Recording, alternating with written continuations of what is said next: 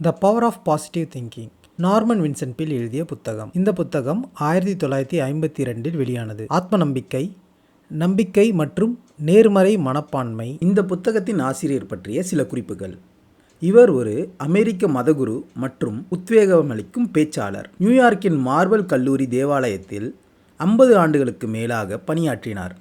நேர்மறை உளவியலின் முன்னோடியாக கருதப்படுகிறார். நார்மன் இந்த புக்கை எழுதியதற்கான காரணம், அவருடைய மக்களிடம் கவலை, பயம், தோல்வி ஆகியவற்றை கண்டுபிடித்து அவர்களை மகிழ்ச்சியாகவும் நம்பிக்கையுடனும் வாழ வைக்கவே இந்த புத்தகத்தை எழுதினார். இறைவன் மீது நம்பிக்கை மற்றும் நேர்மறை மனோபாவம் இருந்தால் எதை வேண்டுமானாலும் சாதிக்க முடியும் என்று அவர் நம்பினார். அத்தியாயம் 1. முக்கிய குறிப்பு 1. உங்கள் மீது நம்பிக்கை வையுங்கள். நீங்கள் நம்பினால் மட்டுமே வெற்றி பெற முடியும். எடுத்துக்காட்டு: ஒரு குறைந்த தன்னம்பிக்கை கொண்ட விற்பனையாளர் தினமும் நான் சக்தி வாய்ந்தவன் என்று சொல்லி விற்பனை அதிகப்படுத்தினார். அத்தியாயம் 2. அமைதியான மனம் சக்தியை உருவாக்கும். அமைதியான மனது அதிசக்தி தரும். எடுத்துக்காட்டு: தினமும் 15 நிமிடம் ஜெபம் செய்த தொழிலதிபர் மன நிம்மதியுடன் வெற்றி பெற்றார். அத்தியாயம் 3. எப்போதும் சக்தி வாய்ந்தவராக இருங்கள்.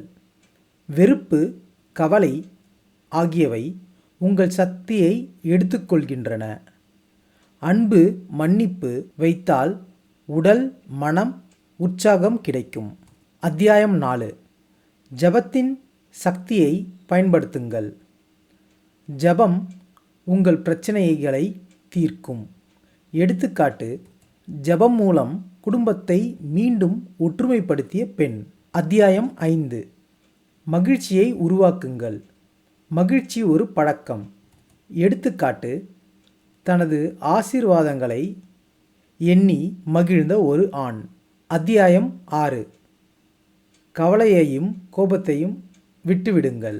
இது கடவுளின் கையில் உள்ளது என்று சொல்லிக்கொண்டு மன அமைதி அடையுங்கள். சிறந்ததை எதிர்பாருங்கள். நீங்கள் நம்பும் அதையே வாழ்க்கையில் பெறுவீர்கள். எடுத்துக்காட்டு: ஒரு கடை முயல்வோர் சிறந்த கடை தொடக்கம் செய்தார். அத்தியாயம் 8.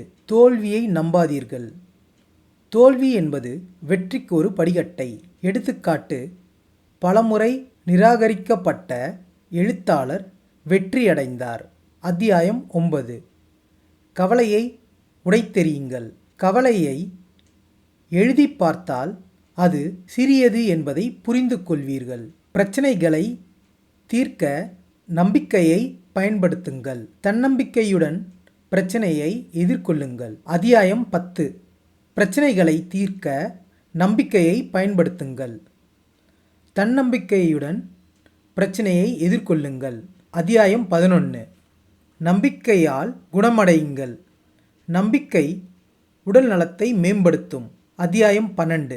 உடல், மன உற்சாகத்திற்கான வழி. அன்றாட ஜெபம், ஓய்வெடுங்கள். அத்தியாயம் 13. புதிய எண்ணங்களை அனுமதியுங்கள். நல்ல புத்தகங்கள் வாசிக்கவும், நேர்மறை மக்களுடன் இருங்கள். அத்தியாயம் 14. மனதை கொஞ்சம் தளர்த்துங்கள். அதீத பதட்டம் தவிர்த்து அமைதியாக இருங்கள். அத்தியாயம் 15. மக்கள் உங்களை விரும்ப எப்படி செய்வது? மற்றவர்களை நேர்மையாக கவனிக்கவும், சிரிக்கவும் பழகுங்கள். அத்தியாயம் 16.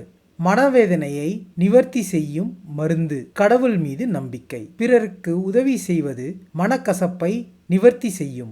மேலுள்ள சக்தியை. அத்தியாயம் 17. மேலுள்ள சக்தியை அழைத்து கொள்ளுங்கள். எல்லோரிடமும் கடவுளின் சக்தி உள்ளது. அதை ஜெபம் மற்றும் நம்பிக்கையால் பயன்படுத்துங்கள். இந்த புத்தகத்தின் முக்கிய கருத்துக்கள்: உங்கள் மீது நம்பிக்கை வையுங்கள்.